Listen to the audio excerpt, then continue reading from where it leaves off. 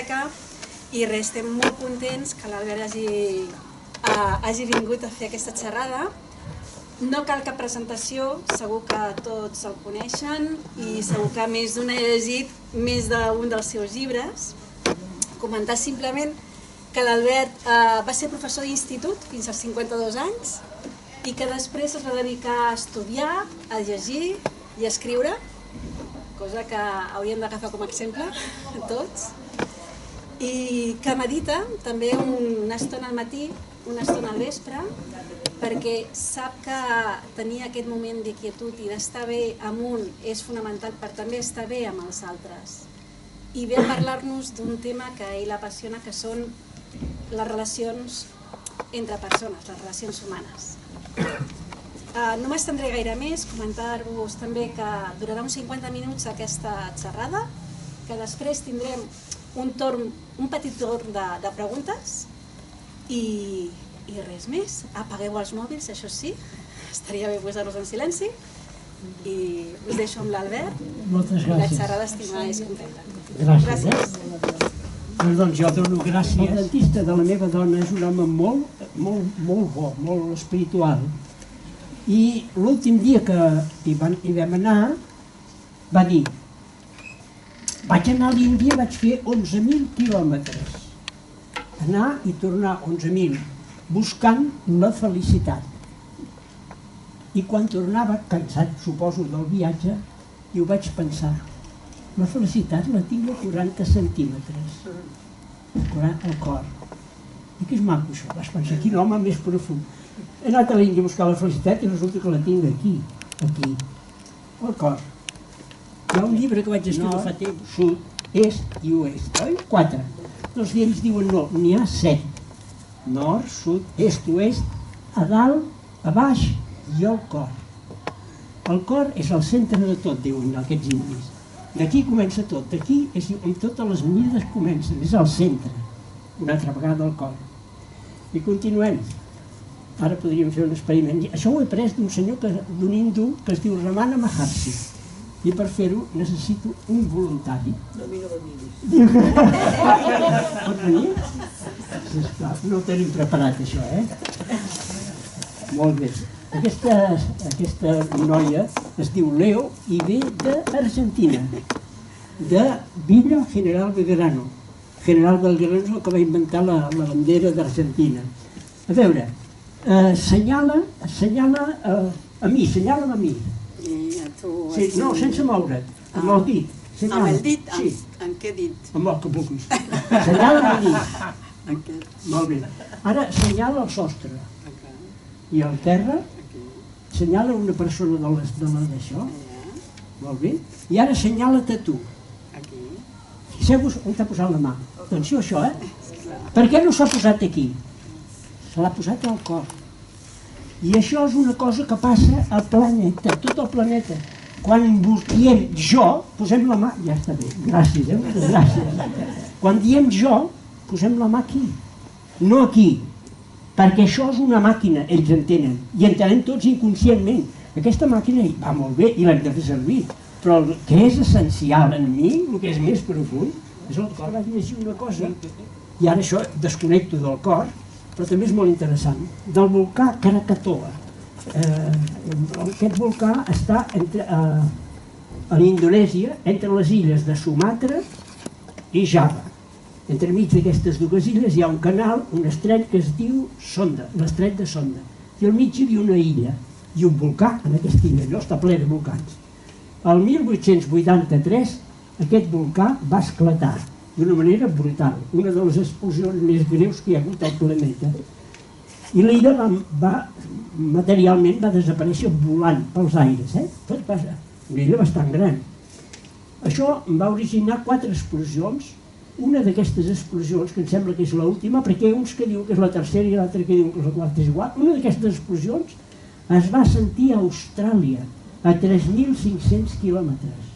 Us imagineu? Bé, aquesta explosió i aquest illa que va marxar pels aires va originar un tsunami tremend, diuen de 40 metres. 40 metres és tant, que és que jo no crec que fossin 40, no crec que hi vagi haver ningú el 1883 que anés a medir si feia 40 metres. Només que fos de 20 metres ja era una ona impressionant. Resulta que els que vivien a 16 quilòmetres d'aquesta illa van quedar sords de l'explosió tan terrible que va fer. I a més a més, en aquell estret, en aquell moment, em sentiu bé amb aquest teatre? Sí? En aquell estret passava un vaixell holandès. Un vaixell holandès perquè allò eren colònies holandeses. I esclar, ve aquest tsunami terrible. Què fa el capità del tsunami? Ai, del tsunami, del vaixell. Posa tota màquina al vaixell i l'encara de proa. Aquí ve el tsunami i jo hi vaig de dret cap al tsunami. I això els va salvar. Perquè si hagués volgut esquillar-se i marxar cap a la dreta o marxar cap a l'esquerra, el vaixell hagués quedat tombat i es hagués enfonsat. I escapar-se tampoc era una bona solució. La millor solució, que és el que diuen totes les escoles de nàutica, és encarar la por, de dret. I això em va fer pensar que és això que hem de fer quan tenim pors a la vida. De dret a la por, no passa res. Fins i tot, si creieu en Déu, com és el teu cas, doncs podem dir: Déu meu, ajudeu-me, demano ajuda, i confiar que tot anirà bé. I em llenço contra aquesta por. I això em va fer pensar en la mort. Tots anirem a morir. I potser podem de dret a la por, de cap a la por, a tota màquina, i demanem l'ajuda de Déu. Això és el que jo em va venir veient això. El que farem quan morirem serà el que podrem. Molt bé. I aquí us volia... Això és només l'aperitiu. Us passaré ara una imatge, un petit, que m'han preparat els de la biblioteca molt bé, un petit, perquè ho pugueu posar a la nevera si voleu, un petit escrit del Khalil Gibran. Khalil Gibran era libanès i és un poeta molt bo. Diu: he après el valor del silenci dels xerraires, tolerància dels intolerants, amabilitat dels esquerps, i encara que sembli estrany, estic molt agraït a aquests grans mestres. Fins aquí és la introducció. Ara començarà la xerrada. Això us ho passaré i això us aconsello que us el poseu a la nevera amb un imant, que us anirà molt bé. Molt bé. Som-hi a la xerrada. L'herba és de color blau.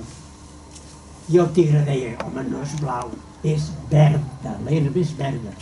No, que és blava. Van estar discutint i al final van dir: anem al rei de la selva, a la jungla, que ens digui si és blava o si és verda. I van a veure el rei de la jungla, que és el lleó, i el lleó els escolta i diu: té raó el burro, té raó el ruc, l'herba és blava. Quedes condemnat, li diu el tigre, un any sense assistir al Consell dels Animals. Bueno, passa el temps, i el tigre empipat se'n va veure el lleó i li diu: escolta, l'herba no és blava, condemnat és pel color de l'herba. T'he condemnat perquè has discutit amb un ruc. No hi ha res pitjor que això. Molt bé. Això dels cones arriben, toquen un objecte i l'objecte absorbeix una part d'aquesta ona i en reflecteix unes altres. O sigui, ve la llum, aquesta cadira suposant que és groga, o beix, doncs aquesta cadira absorbeix una part i en reflecteix una altra. Això que reflecteix va parar als ulls. I a dintre els ulls hi tenim unes cèl·lules que es diuen cons. I això ho envia al cervell i el cervell ho interpreta com els colors. Fixeu-vos que és molt complicat, unes ones que arriben. Per tant, diu, l'herba...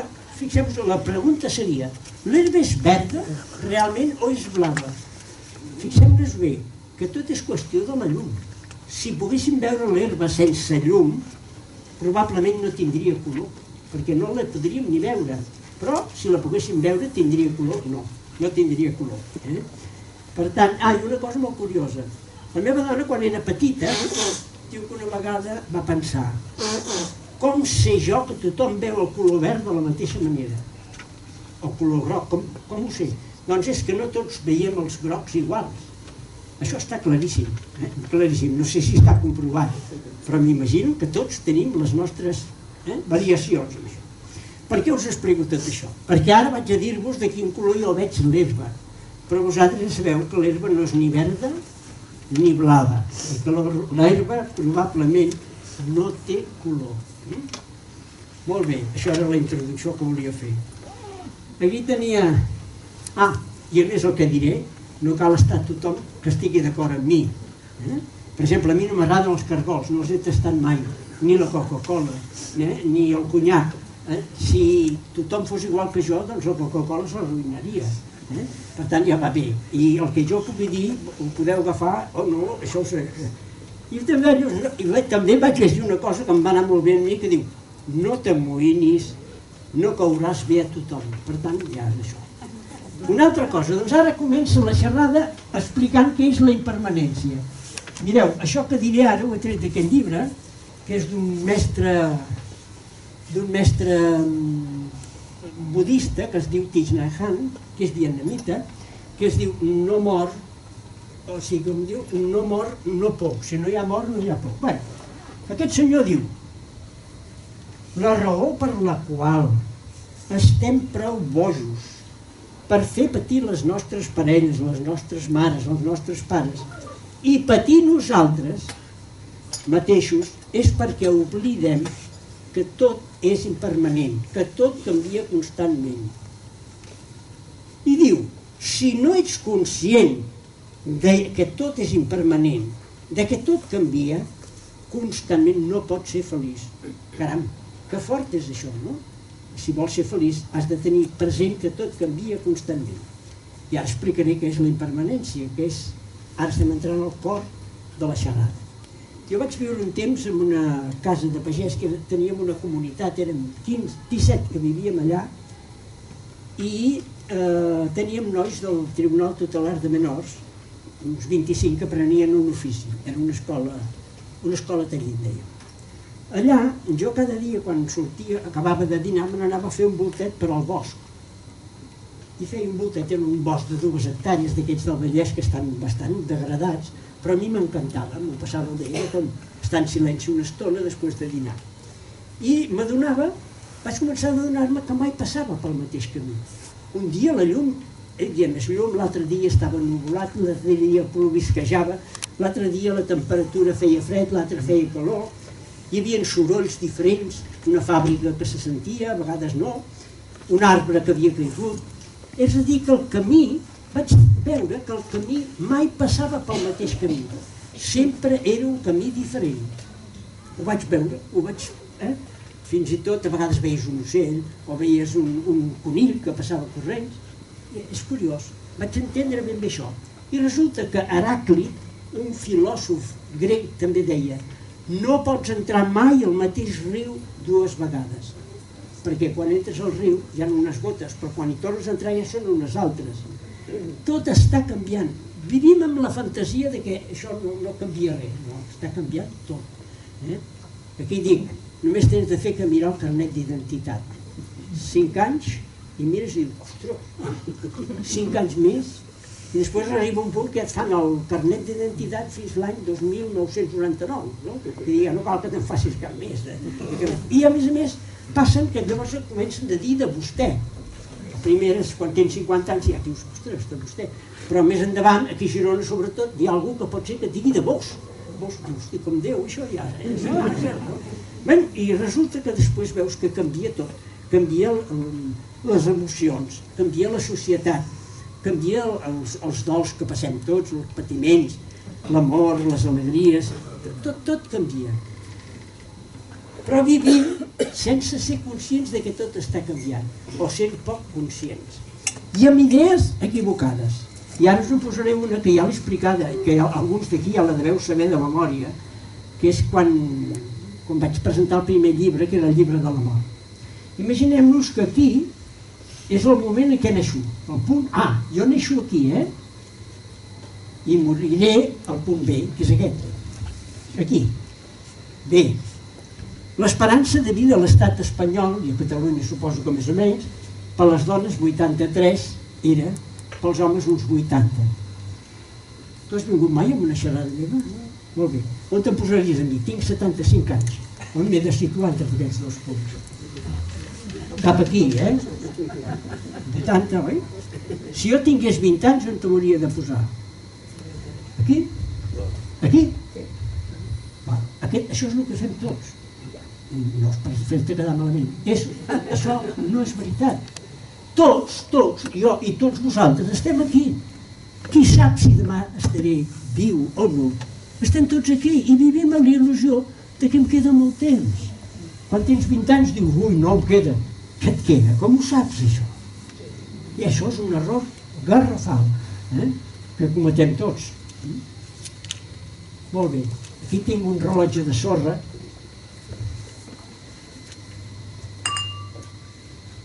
Això també és per demostrar el mateix que acabo de demostrar. La part de dalt és el meu futur. La part de baix és el meu passat. El passat ja no existeix, perquè és passat. No ens fem il·lusions. Ja no existeix. I la part de dalt, doncs vivim amb la il·lusió que encara en queda bastant, no? No. Això és una il·lusió. Els índios en diuen maia. A dalt no sabem. L'única cosa que tenim són els granets que van caient cada moment, que és el present. Aquesta és la pura realitat. Pensar que em queden 30 anys de vida és pura il·lusió. Enteneu? Quines idees equivocades, és tot impermanent. Aquí aquests granets que van caient és l'única cosa que som, que tenim. Però vivim fent fàbules, jo necessitava això. I ho vaig demanar a uns amics. I al final me'n van portar 4, no me'n van portar, me'n van oferir. I aquest me'l van regalar fins i tot. Estic molt agraït, va ser emocionant. Un dia es presenta a les 10 de la nit una amiga i mira, et porto aquest regal. Que bé, no? Molt bé. Vaig estar en un concert que feien a la Casa de Cultura una dona jove que tenia molt bona veu i va dir, als finals d'abril d'això va ser, faig cançons explicant el que sóc i el que seré. I immediatament a mi se'm va disparar tot, perquè estava preparant ja aquesta xerrada. Primera pregunta, seràs? Com ho saps? Si hagués dit, explico el que sóc i el que vull ser, o el que penso ser, això seria una altra cosa, però va dir i el que seré. Tanto, que va de canto, tanto. Potser no seràs, potser demà estarem aquí, per tant, i a més jo li podria dir, la vida dona tantes voltes que vés a saber què seràs, que vés a saber què seràs.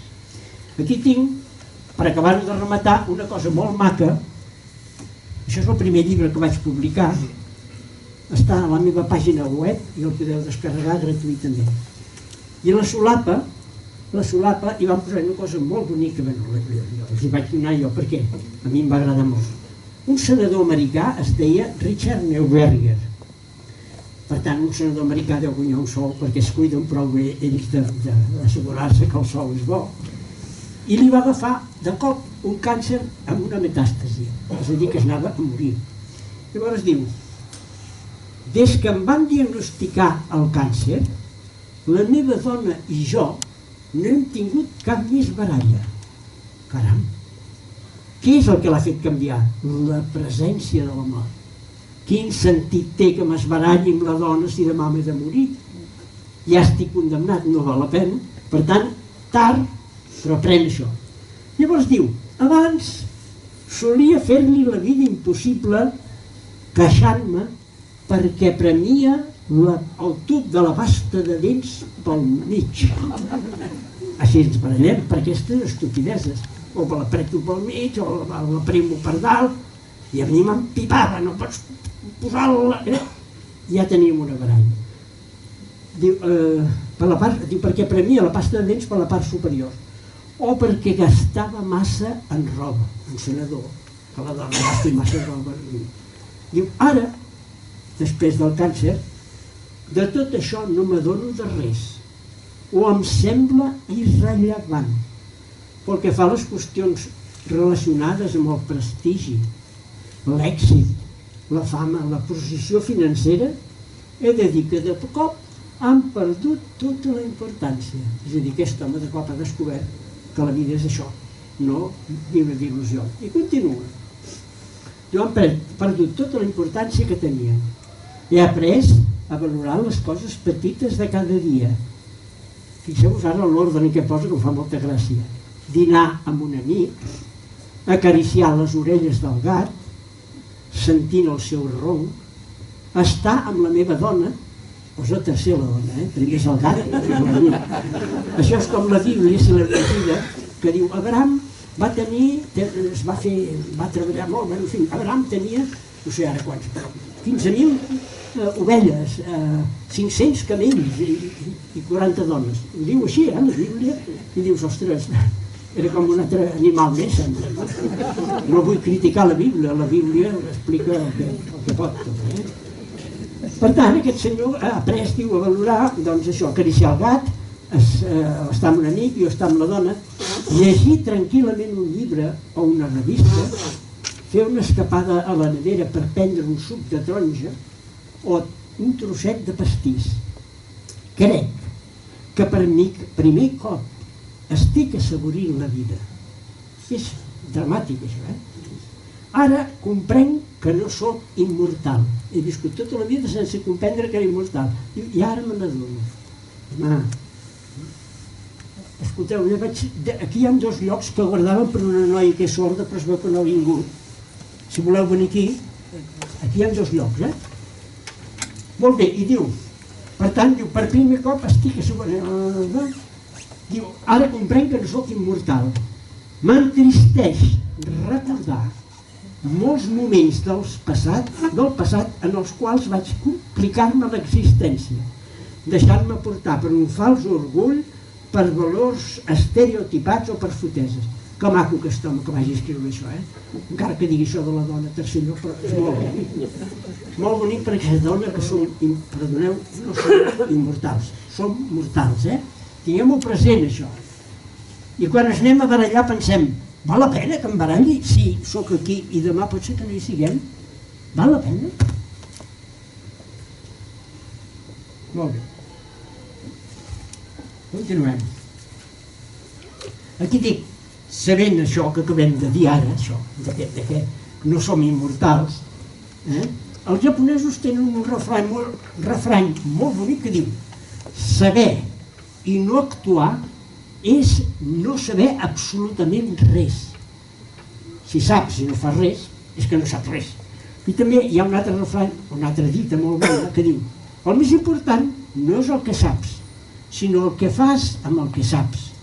Per tant, ara sabem que no som mortals, o ja ho sabíeu, ja ho sabem, que no som immortals, vull dir, i aleshores, quin sentit té barallar-se amb algú? És que no té cap sentit, perquè el curs de miracles, no sé si... El curs de miracles és un llibre complicat de llegir, i jo fa 20 anys que l'estic llegint i encara no he acabat, us ho dic perquè té moltes perles, és el curs de miracles. Té moltes perles dintre, però no hi costa tant arribar a alguna cosa. Hi ha coses molt interessants, en diré 4 o 5 d'elles, molt, m'ha ajudat molt, però ostres, tampoc t'haig de dir la veritat, Molt bé, doncs diu, aquest senyor diu, saber que ets impermanent fa que l'amor s'alimenti. Quan tu saps que jo m'he de morir, escolta, penjarem el quadre aquí o allà. La meva dona l'altre dia penjava 2 quadres que ha fet, molt macos, i pensava, a mi, m'és igual, ella té més gust que jo, però posem-lo allà on tu vulguis. De veritat que no val la pena. Vas mirant per què em discuteixo i dius, val la pena? Si em queden 10 dies de vida, val la pena que me'ls gasti amb això? Tingueu present sempre això, que estem una mica equivocats i estem aquí sempre, aquí, Val. Per tant, això, la impermanència fa que l'amor sigui més sòlid. Frank Sinatra deia, Frank Sinatra diu que donava propines de $100 als cambrers, Esclar, imagina't tenir una fama, diu, hem de viure com si pensant que avui pot ser que sigui l'últim dia de la nostra vida i saber que un dia serà veritat. No vol dir que ens hem d'amargar per la mort, però clar, hem de tenir present i no equivocar-nos. I aquí, un altre poema d'aquest Khalil Gibran, que a mi hi ha coses que diu, no m'acaba d'agradar, però diu coses molt maques. Diu, els homes que no perdonen a les seves dones els seus petits defectes mai no fruiran de les seves grans virtuts.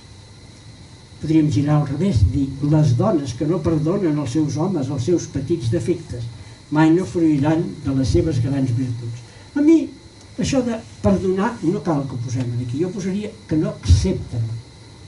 Els homes que no accepten les dones com són, mai aquests petits defectes tampoc m'agrada, però bueno, s'entén, no, el que vol dir? Has de comprendre aquella persona amb les seves petites limitacions i això farà que puguis tenir les seves grans virtuts. Per tant, la primera cosa, barallar-se, no gràcies, no serveix de res, potser estic allà, demà no hi seré, vull estar enfadat. Jo el que em fa més pena és quan sento un pare que diu no em parlo amb el meu fill. No cal, no sumem. I coneixo una dona també, que se n'anava de viatge i li vaig dir, home, abans de marxar, fes-li una carta a la teva filla, digue-li que l'estimes, perquè almenys, oi que l'estimes? Jo, sí, però és que no es pot aguantar, no sé què. Evidentment, almenys digues, jo he fet tan bé com he pogut. M'agradaria ser amiga teva, però no sé com fer-ho. M'imagino que tampoc ho faig tot bé. Per tant, això, podem canviar la nostra vida si som conscients de que demà pot ser que no hi siguem. Això que deia aquest Thich Nhat Hanh, si no ets conscient de que tot és impermanent, no pots ser feliç. Ser feliç vol dir acceptar jo i encarar. Una altra cosa que ja em vaig parlar a l'última xerrada i no insistiré és quin sentit té agafar-se els diners i lluitar contra l'ultrança per ser més i tenir un cotxe més gran, vinga a lluitar i vinga estrès, que després es mata l'estrès. Allò de més és bo és un fracàs, no us ho cregueu. Més no és bo. Hi ha un arquitecte que a Barcelona té que li van reconstruir el pavelló alemany. Els alemanys van fer un pavelló a l'exposició del 29 i el van reconstruir. I està reconstruït al costat de les 4 columnes aquelles de Catalunya. Us recomano que el aneu a visitar. És preciós el pavelló, és d'una simplicitat. I aquest senyor tenia un eslògan que deia less is more, que vol dir menys és més.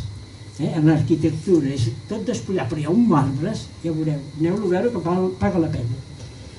I llavors hi ha el Bhagavad Gita. El Bhagavad Gita l'he intentat llegir, us ho juro, aquests dies l'he intentat llegir i no puc, jo no puc.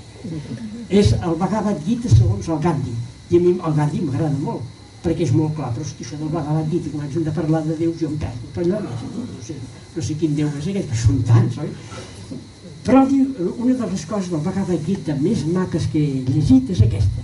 Això del Bhagavad Gita té 2.500 anys, probablement, i és una mena de poema en què hi ha un que es diu Arjuna, que ha de batallar contra uns parents seus i parla amb Déu, el Krishna, i el Krishna li dona unes quantes recomanacions.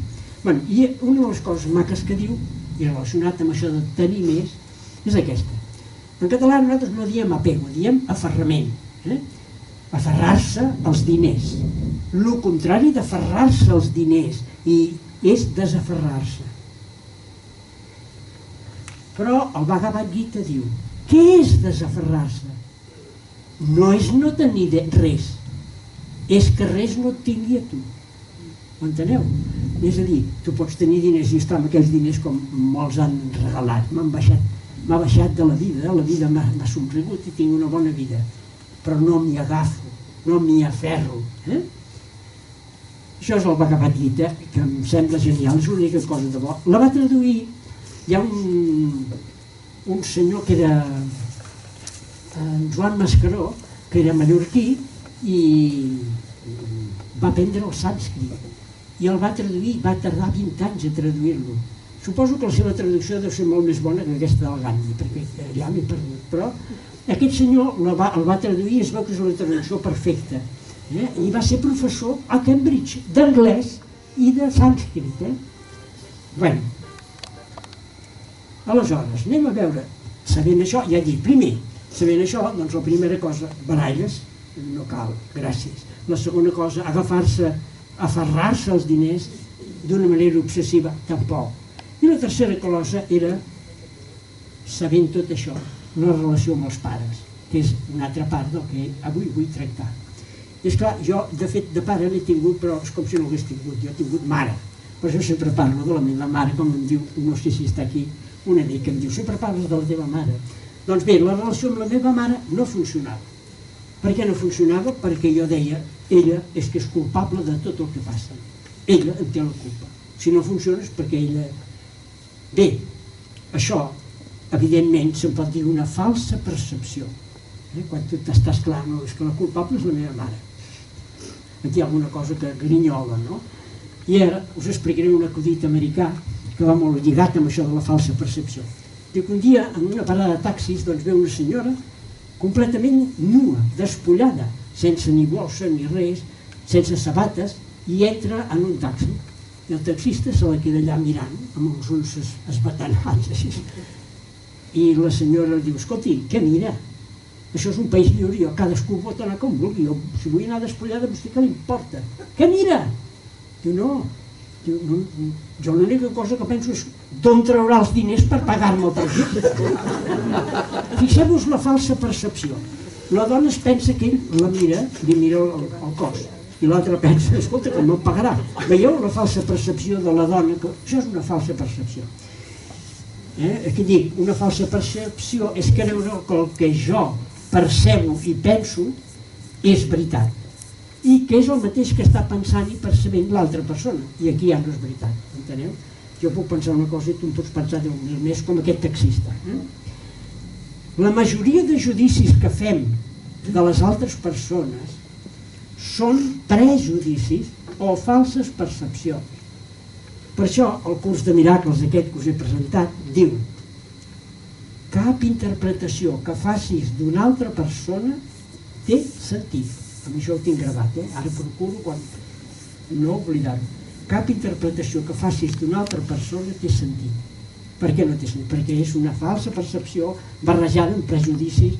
Millor, quan penses en un altre pensar, deixar de pensar. I també diu el curs de miracles: només pots veure dels altres allò que veus de tu mateix. Per tant, vigilem, vigilem. Continuem, doncs, amb la meva mare. La meva mare, doncs, l'estimava moltíssim, ella m'estimava moltíssim, però la relació bloquejada. Bloquejada per això. M'haig de dir que la meva mare és molt intel·ligent, molt extrovertida, i li agradava controlar-ho tot. Em va ajudar moltíssim, estic immensament agraït. Però jo sentia, sobretot a l'adolescència, 17-18 anys, que m'havia de protegir d'ella, que havia de mantenir-la a distància.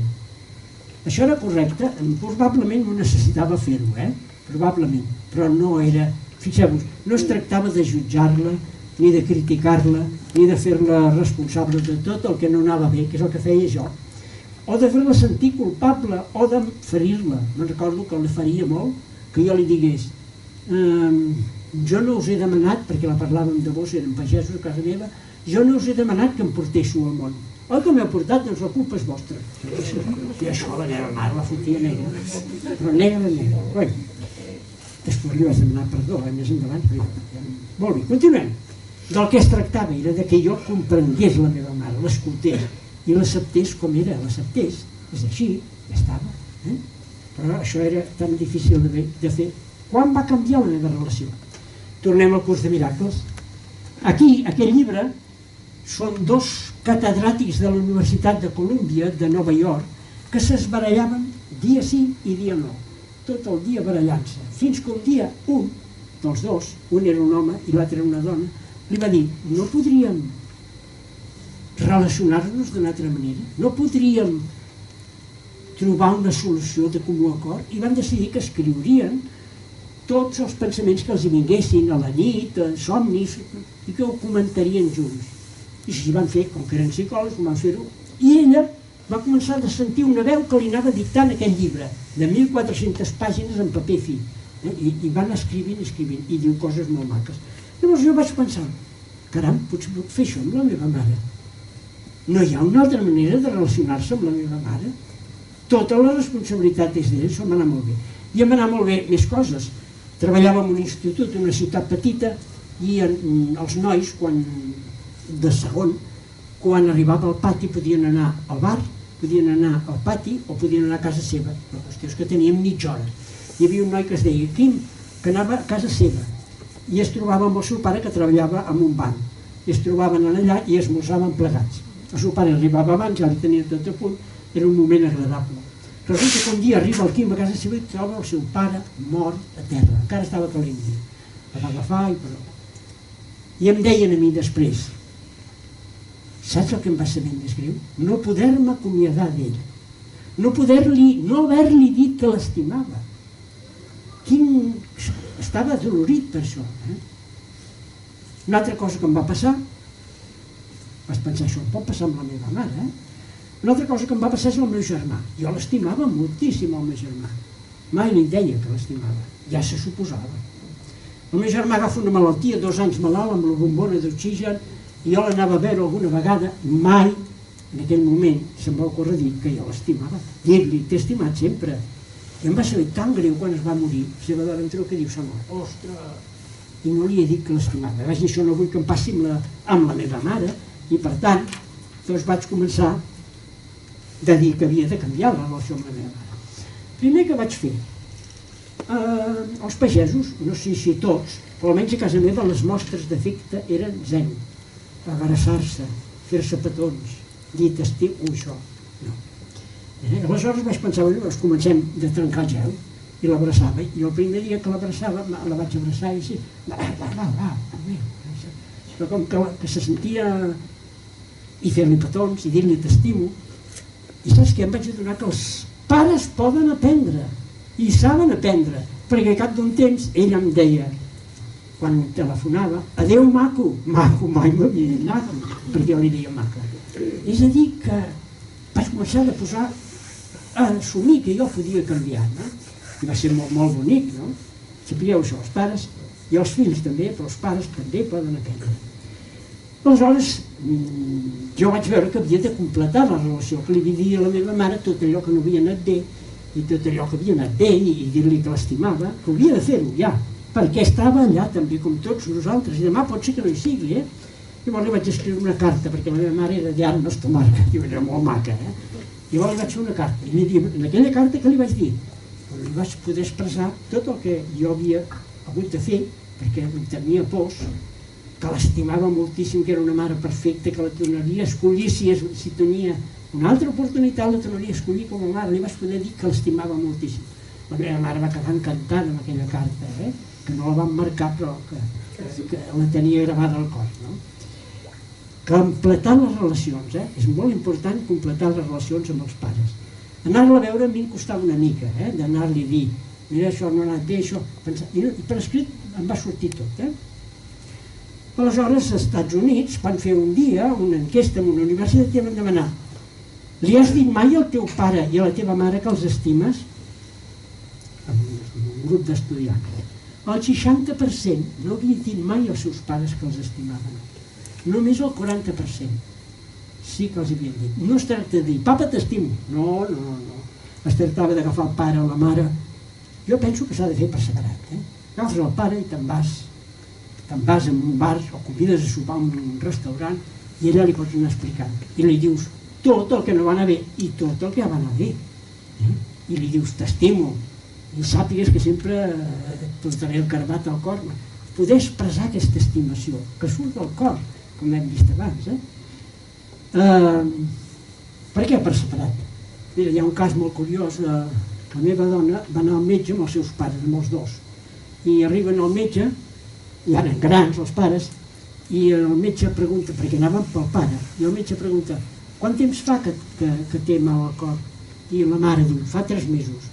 Molt bé, i que beu alcohol? La dona, no beu alcohol. I sí, totes les preguntes que feia les contestava la dona. I el metge diu al final, escolti, deixem que contesti ell, ho enteneu? Per això dic per separat. Agafes el pare i te l'emportes, agafes un dia la mare i te l'emportes. Si podeu fer això, sereu tan feliços, ja puc morir i poden morir en pau. Molt bé. Ara la pregunta és, i per què no expressem l'estimació? Com és que no la... Primer, perquè tenim una gran excusa. Ens diem, ja ho sap el meu pare que l'estimo. Ja ho saben. El meu germà ja ho sap que l'estimo. No cal que li digui. atenció, perquè expressar l'estimació és actualitzar-la. Quan dius t'estimo i mires als ulls i és sincer el que estàs dient, allò arriba tan profundament. Que aquí expressar l'estimació és expandir-la. S'ha de dir que estimes. Les relacions són com una planta, s'han de cuidar, regar, adobar, s'ha de tenir detalls. Aquesta és la primera excusa, ja ho sap. La segona excusa és a dintre tenim un còctel d'emocions. Què vol dir? Els estimem. Esclar que estimem els pares, els estimem molt, però resulta que també tenim ressentiments. Un dia el meu pare em va pagar, em va atonyinar, suposem, tinc rancúnia, i això. En francès diuen brouiller le noir, que vol dir agafar el color negre i remenar-lo, i quan has d'anar a parlar amb el pare i has de brouiller le noir costa una mica de remoure això. Per tant, fixeu-vos bé que tenim, primer he dit això, que tenim excusa, i la segona, que tenim ressentiments a dintre, que els hem de perdonar si convé, però bé. I aquí hi havia una cosa que deia el Dale Carnegie, que era molt maca, que deia: som una petita barqueta de raons en un mar d'emocions. La raó ja està bé, i llavors resulta que tenim unes emocions de, ui, sí, però un dia la meva mare em va dir que era un inútil, saps? I això cregat. És a dir, que s'ha de fer un procés de perdó, ja acabo, un procés de perdó. Però ens han enredat. Perdonar no és el que ens han dit. Jo me'n recordo a l'escola que a vegades un nen m'atonyinnava, suposem jo amb ell, i llavors venia la senyoreta i deia: demana-li perdó. Jo, perdó, ja tenia una emoció aquí clavada que l'hagués matat en aquell moment. I sabia, si estic aquí i no li demano perdó, em fotré mig pati en l'aire. Dic, sí, ja perdono, però no perdonava res. Ningú no m'explicava que perdonar era aquí, que jo havia d'obrir el cor i deixar anar aquell el que sentia. No, l'altre era igual, era el seu procés. Ho explicaré més bé. Per tant, per exemple, cal perdonar al meu pare i dir-li t'estimo si em pagava, si només estimava la meva germana, si no tocava ni un plat de taula, sempre volia tenir raó, pagava la mare, si mai m'escoltava, no sabia absolutament res de mi, sempre cridava. Tot això és el que portem a dintre i més coses. Llavors vaig tenir una gran sort de fer un curs amb un senyor americà que es deia Bob Mandel i vam tractar del perdó. Va ser fantàstic, vaig anar per casualitat i va ser... Llavors ell, per introduir el perdó, va venir a dir: el perdó és la clau de la felicitat. Perdonar és alliberar-te del rancor. El rancor és un àcid corrosiu, com un lleixiu que tenim a dintre, i només ens crema per dins. Deixa-la anar. És això. Ell diu que perdonar és deixar anar. Ja veureu que ho explicarem una mica més bé si puc, perquè és molt important. Perdonar, deia, és perdonar-te tu mateix. Quan perdones, et perdones. El perdó no passa entre dues persones. No és que tu hagis d'anar a veure algú i dir demano perdó. No. El perdó és un problema teu. Tens un pes aquí de ressentiment i de rancor i l'has de deixar anar. Deixa't d'anar a veure, no cal anar-lo a veure, simplement tu deixes anar allò. I la relació ja canviarà, si ha de canviar. Molt bé. Jesucrist, jo l'admiro, Jesús era fantàstic. Jo ho dic sincerament, té unes paràboles que bé, no?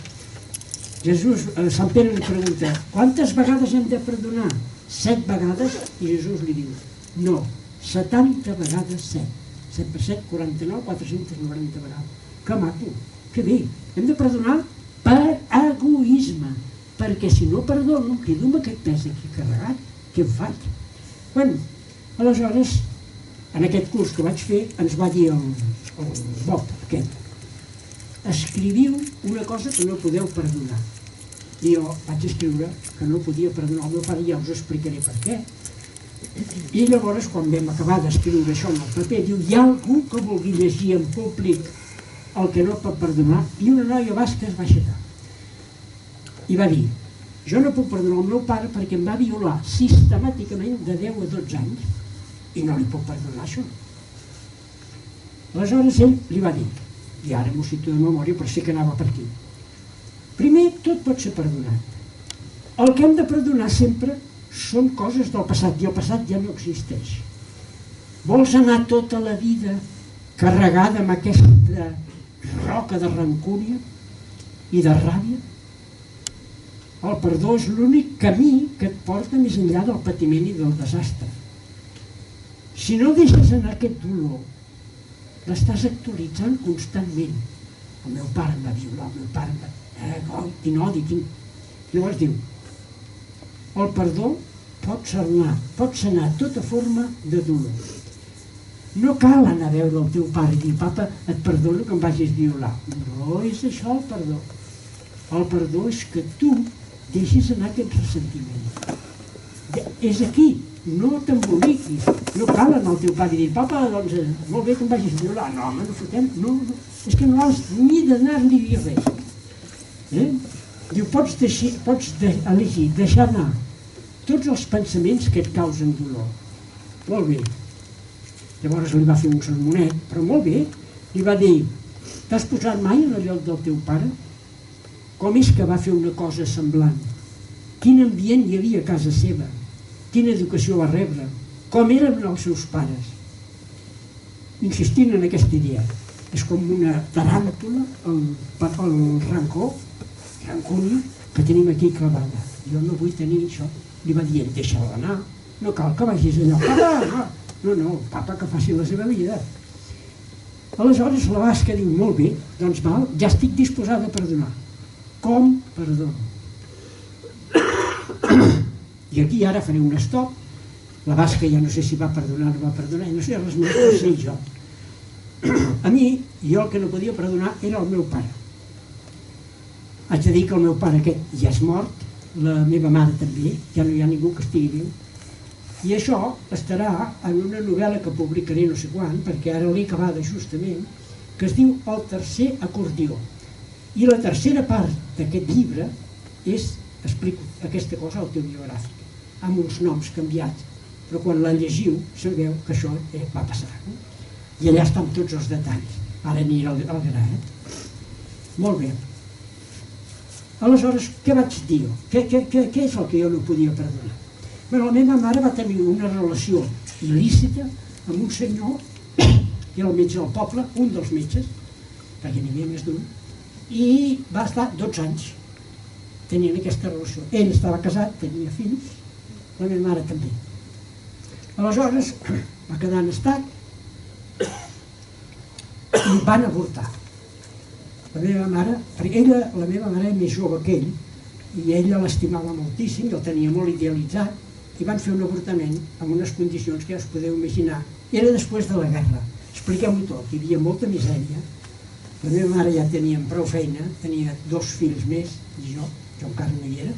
2 fills, el seu marit treballava al camp, molt justet vivien, molt justet. Aleshores, l'avortament era una solució per dir, llavors jo parlant amb la meva mare dic, escolta, que no hi havia condons o què? Que no podíeu fer marxa enrere? La meva mare em diu, condons, després de la guerra, on estan els condons? Amb aquell catolicisme, no tot el catolicisme és dolent, aquell catolicisme tan ranci que hi havia després de la guerra. No hi havia condons enlloc. Fer marxa enrere, diu, ens trobàvem en el seu dispensari, amb unes condicions molt ràpid de fer la mort. Jo em pregunto si aquesta relació els compensava, però els devia compensar. Aleshores, va i queda prenyada de mi, la meva mare. I ella ja li havia dit al meu metge, si torno a quedar prenyada, no avortaré. Aquest fill el tindré i a més serà la compensació de l'altre que vaig avortar. Jo el tindré. Jo vaig néixer doncs amb aquesta bona força de la meva mare, però ell li va dir, vols avortar? Vols dir que no t'havies de pensar i avortaré? La meva mare va dir, no, m'enredaràs més. Clar, quan vaig saber tot això, vaig sentir una ràbia contra aquest metge que em volia matar abans de néixer, s'entén o no? Un tio que no va fer res per mi, que després de gran, home, podia haver ajudat a la meva mare econòmicament, res. Llavors dius, escolta, quin passarell aquest, Jo vaig agafar ràbia, rancor. Aleshores, m'hauria d'alliberar d'aquest rancor, no? I aquest senyor ens va donar un mètode que a mi em va anar perfecte i us el recomano i l'explicaré tan a poc com podré.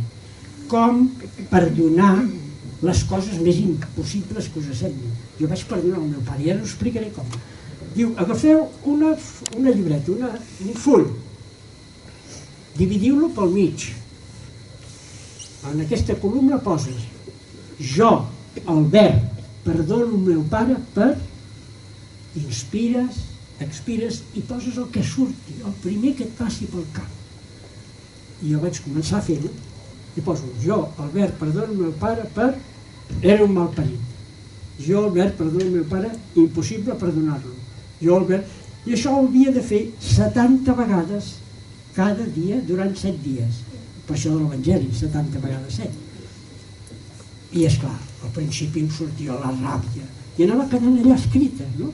I veies, llavors un dia ja va sortir una mica, un dia em va regalar un Mecano, l'altre dia em posava la mà a l'esquena sempre que entrava a la seva consulta, perquè després van muntar un sistema que jo anava un cop a la setmana a veure, i em posava la mà a l'esquena i em deia 1000 homes, i veia molt efecte, també tenia la consulta plena de gent i s'estava mitja hora amb mi volent saber què feia a l'escola, i això anava sortint, hi havia aspectes positius d'aquell home, pocs, em semblaven pocs, però anaven sortint en el dia. Un dia, l'altre dia, sol, perquè ho has de fer sol, sense mòbils, i l'últim dia, el 7è dia, pensava, bueno, això es deu d'acabar ja. I anaven sortint coses com, va, que descansi, el deixo tranquil, no vull saber res més d'ell, ja deu estar bé, no sé, i al final em va sortir, el deixo descansar, que sigui ben feliç, el perdono. Vaig acabar. Perquè aquest senyor ens va dir, no cal acabar el 7è dia, si ja perdones, i va venir, va sortir 3 vegades, el perdono, tacat de llàgrimes perquè plorava. Ostres, m'havia alliberat, Molt bé, va aquella nit, i aquella nit vaig tenir un somni fantàstic. Quin somni? Doncs que el meu pare, biològic, aquest senyor, el meu pare, el que em va fer de pare, i la meva mare es va tornar a casar més endavant, i aquell senyor era una bellíssima persona, tots tres, els 3 homes, fent una dansa agafats de les mans. Aquest somni va ser tan maco. És a dir, que el perdó s'havia fet a molts nivells i a l'inconscient també. Per tant, jo us recomano, no us deixeu agafar pel perdó, aquesta taràntula aquí, I més, si estan morts i heu de perdonar, es pot fer de moltes maneres. Es pot anar i escriure-los una carta. Escrius una carta, això ho deia aquest senyor el bon Matlló, escrius una carta dient el que ha anat bé, el que no ha anat bé, i l'envies al cel, i la tires al correus. I aquella carta ja t'ajudarà a tu, que és d'aquí es tracta, d'ajudar-te a tu mateix. O pots anar al cementiri on estiguin enterrats, t'asseus allà al costat de la tomba i li comences a anar dient tot el que s'ha de perdonar. S'ha de deixar anar, perquè arriba un punt que ja comprens que no hi ha res per perdonar, que les coses van anar com van anar i que el que convé és que estiguis tu descansat. Bé, ja ha acabat ara, però ara tinc un resum final. Imagina que tens un fill, t'agradaria que et convidés a sopar i et digués, sempre t'he tingut al meu costat, gràcies, has sigut un bon pare. Algunes coses que feien no m'agradaven, m'agradava que cridessis, m'agradava això, li dius tot el que no t'agradava, però has estat un bon pare i sempre m'has ajudat. T'estimo, et valoro molt i si sapigués que t'has de morir ara demà em sabria molt greu. El dia que et moris em sabrà greu. Gràcies per donar-me la vida. Això és tan bonic. D'això se'n diu completar la relació. Si teniu el pare viu o la mare, completeu la relació. Més coses. Una altra cosa, no deixis per demà això que t'estic dient.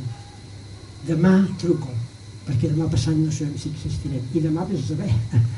Però feu-ho. Hi ha un senyor que es diu Steve Jobs, que és el cofundador d'Apple.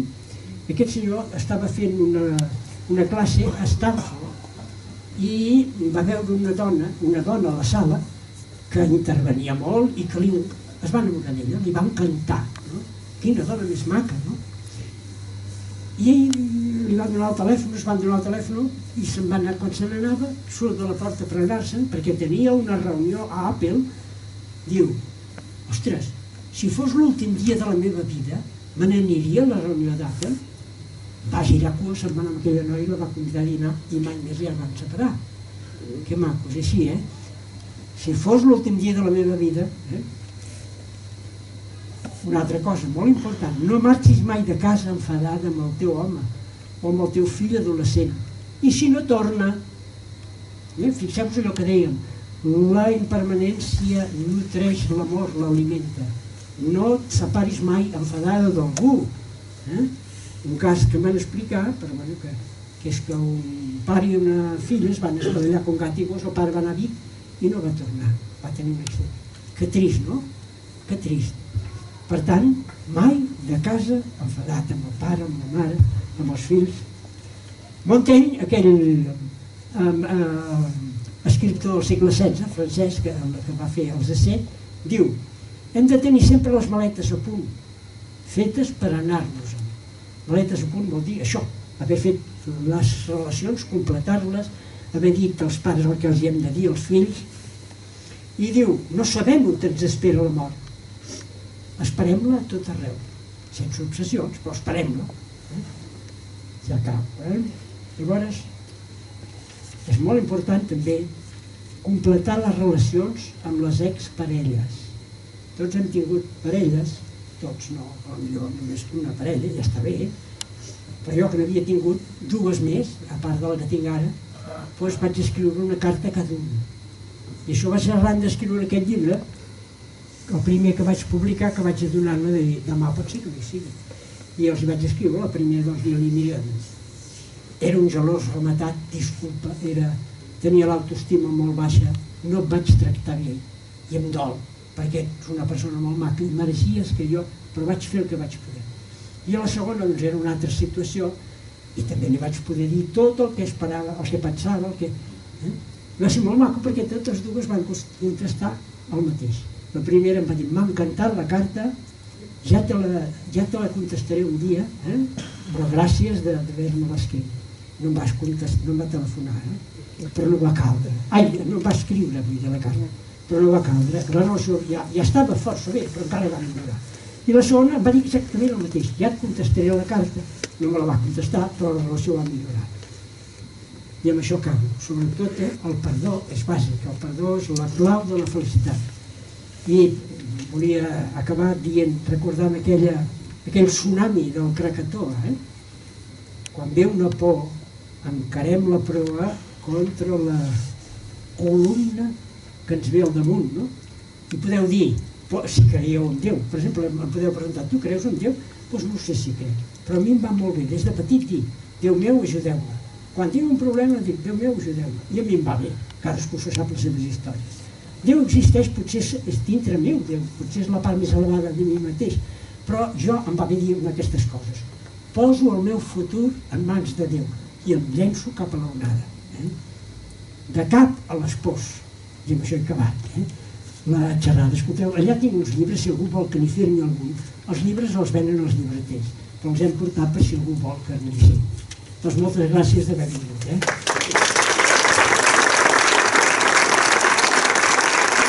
Gràcies.